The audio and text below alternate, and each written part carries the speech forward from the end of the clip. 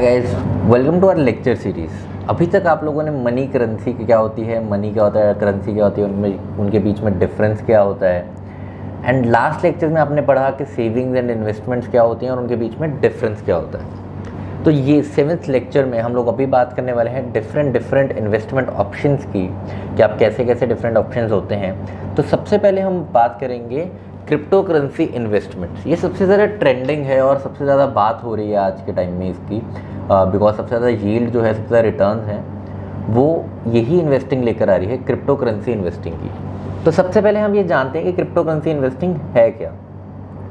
A cryptocurrency is a new form of digital asset based on a network that is distributed across a large number of computers. The decentralized structures allows them to exist outside the control of governments and central authorities.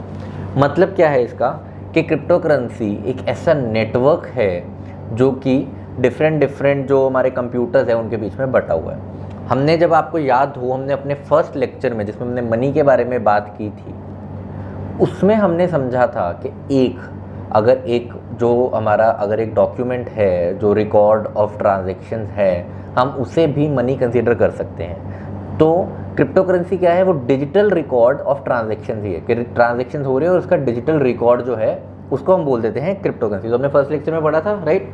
और अब ये कैसे करता है कि distribute कर देता है उस लेजर को एक बहुत सारे लार्ज नंबर ऑफ कंप्यूटर्स में। मतलब कि आपने एक ट्रांजैक्शंस का रिकॉर्ड बनाया और वो सबको दे दिया, तो जब भी कोई नई ट्रांजैक्शन ऐड होनी है वो सबके पास ऐड होनी है। तो अगर आपको चेंज करवानी है कोई ट्रांजैक्शन, तो आपको सबके कंप्यूटर्स पे जाके करनी पड़ेगी वो ट्रांजैक्शन हर बार चेंज, जो कि पॉसिबल ही नहीं है।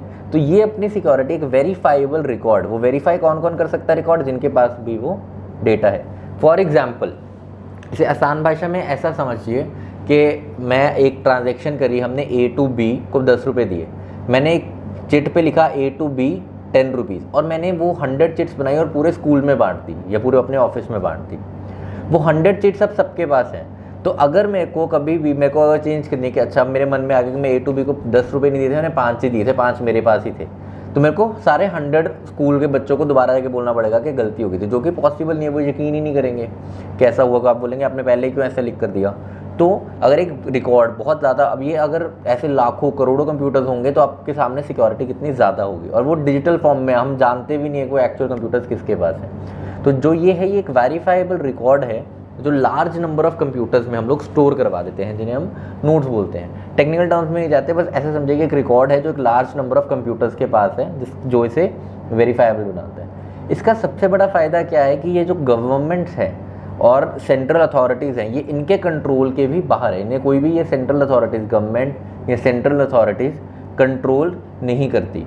तो इनका जो है कि जो इनकी पावर है वो डिसेंट्रलाइज है, इनके उन नोड्स के पास, जिनके पास वो कंप्यूटर्स में वो ट्रांजैक्शन स्टोर्ड हैं, जिन लोगों के पास, वो आप अपने पास भी कर सकते हैं अपने कंप्यूटर पे। तो उसके ऊपर ऐसा कुछ है नहीं है कि आपको अलग से ही करना है, आप अपने पास भी कर सकते हैं, राइट।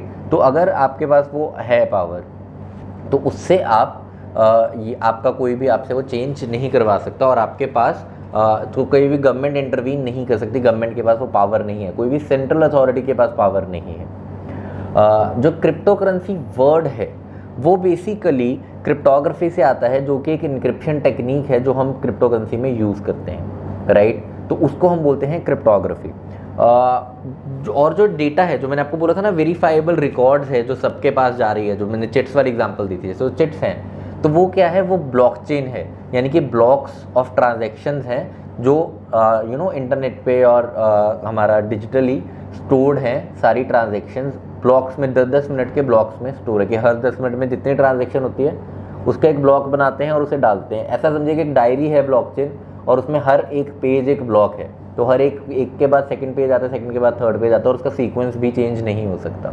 तो उसे हम बोलते हैं ब्लॉक चेन, राइट। तो अभी तक आपने समझ लिया है कि क्रिप्टो करेंसी क्यों कहते हैं, क्योंकि उसकी इंक्रिप्शन टेक्निक, जिससे उसे मतलब बेसिकली स्टोर कर रहे हैं, तो कोड लैंग्वेज में स्टोर कर रहे हैं ना, तो वो कोड का नाम क्या है, वो इंक्रिप्शन टेक्निक का नाम क्या है, क्रिप्टोग्राफी। उसके नाम से इसका बना क्रिप्टो करेंसी नाम बना।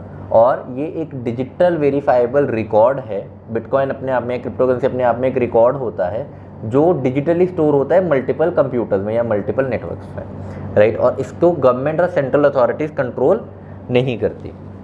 नेक्स्ट थिंग, जो सबसे पहली जिसने ये सब कुछ ब्लॉकचेन जिसने स्टार्ट किया, ब्लॉकचेन टेक्नोलॉजी जो हमारे तक लेकर आया, और वर्ल्ड की सबसे पहली जो क्रिप्टो करेंसी थी उसका नाम था बिटकॉइन। आपने बिटकॉइन का नाम सुना होगा। तो बिटकॉइन भी क्या है, अब अल्टीमेटली एक रिकॉर्ड ही है, एक लेजर है, एक बही खाता है जो हम यूज़ करते हैं, और वो रिकॉर्ड का नाम है बिटकॉइन। ये दुनिया की पहली क्रिप्टो करेंसी थी और सबसे बड़ी क्रिप्टो करेंसी भी है। बड़ी इन द सेंस ऑफ इसका मार्केट कैप सबसे ज़्यादा है। जो हमने पिछली बार किया था लिक्विडिटी, तो आपको बिटकॉइन में लिक्विडिटी भी अच्छी खासी मिल जाएगी क्योंकि सबसे पहली और सबसे बड़ी क्रिप्टो करेंसी है।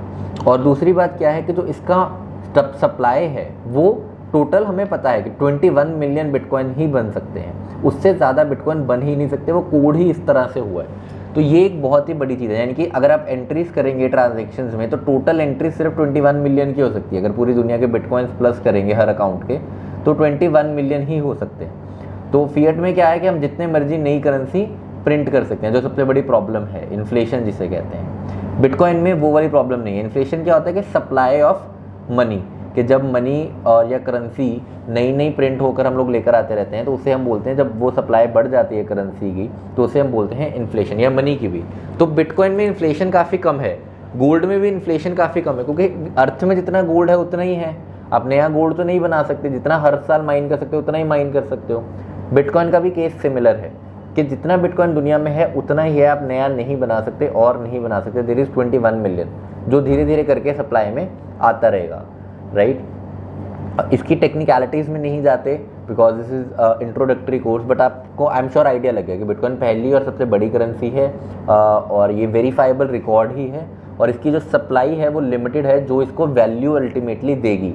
जैसे गोल्ड की वैल्यू भी क्यों है, क्योंकि गोल्ड की सप्लाई लिमिटेड है। हमने फर्स्ट लेक्चर में ये पार्ट कवर किया था कि सप्लाई बहुत इंपॉर्टेंट फैक्टर है। तो गोल्ड की सप्लाई, जितना दुनिया में गोल्ड है उतना ही है, इसीलिए उसकी वैल्यू है। उसी तरह से बिटकॉइन की भी सप्लाई लिमिटेड है, इसीलिए इसकी वैल्यू है। Next is, unlike fiat currency, bitcoin is created, distributed, traded and stored using a decentralised ledger known as bitcoin, blockchain.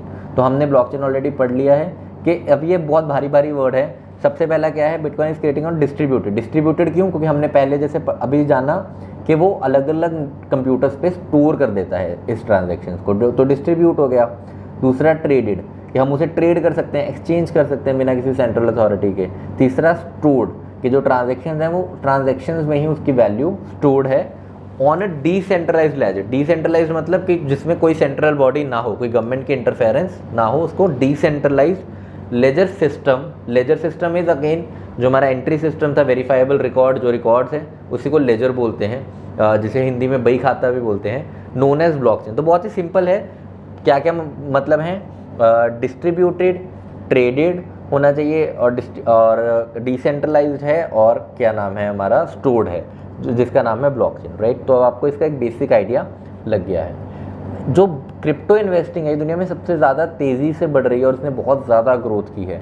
अगर आपने 1 रुपये 2010 में बिटकॉइन में डाले होते तो आज 1 लाख से भी ज़्यादा होते। तो इतनी ज़्यादा ग्रोथ बिटकॉइन ने हमें इवेंचुअली दिखाई है। बट इसे समझना इसलिए ज़रूरी है कि अगर ये रिटर्न ज़्यादा है तो इसमें रिस्क भी बहुत ज़्यादा है। अभी जैसे 2017 में बिटकॉइन $20,000 था और वहाँ से गिर करके वो दिसंबर 2019 में कुछ $3,000 तक पहुँच गया था। तो 80-85% का ड्रॉप भी आता है। तो ये रिस्की है बहुत ज़्यादा asset, but at the same time जो रिवॉर्ड है, जो आपकी रिटर्न्स आने वाली हैं, वो भी बहुत ज़्यादा है बिटकॉइन के या क्रिप्टो करेंसीज के केस में इन जनरल। तो इसको अगर आप इनको ध्यान देना तो इसमें सिर्फ वही पैसे लगाएं जो आप लूज़ करना अफोर्ड कर सकते हैं, बिकॉज ये बहुत नई मार्केट है, 2009 में ही स्टार्ट हुआ था और बहुत जल्दी ये ख़त्म भी हो सकती है और बहुत ज़्यादा रिस्की एसेट है। बट हाँ, at the same time returns बहुत ज़्यादा है और लिक्विडिटी भी है। तो क्योंकि ग्लोबल एसेट है, पूरी दुनिया यूज़ करे, तो लिक्विडिटी भी मिल जाएगी और आपकी कहीं ना कहीं इसमें रिटर्न्स भी मिल जाएंगे। बट जो आपकी रिस्क है वो बहुत ज़्यादा है। तो इसमें आप वही पैसा लगाइए जो आप अफोर्ड कर सकते हैं लूज़ करना, राइट। तो दैट्स इट गाइस, हमने क्रिप्टो करेंसीज का आपको बेसिक आइडिया देने की कोशिश की है इस लेक्चर में। अगर आपको ये लेक्चर अच्छा लगा और आप डिटेल में जानना चाहते हैं तो हमारा एक अलग से इवेंट भी है क्रिप्टो नाइट का। आप finstreet.in पर जा करके उसे देख सकते हैं और उसके बारे में जान सकते हैं। और ये लेक्चर में हमने आपको कोशिश की है ये पूरा बताने की है कि क्या स्ट्रक्चर है और ये स्ट्रक्चरली क्यों इम्पॉर्टेंट है जो हमारी क्रिप्टो करेंसीज हैं।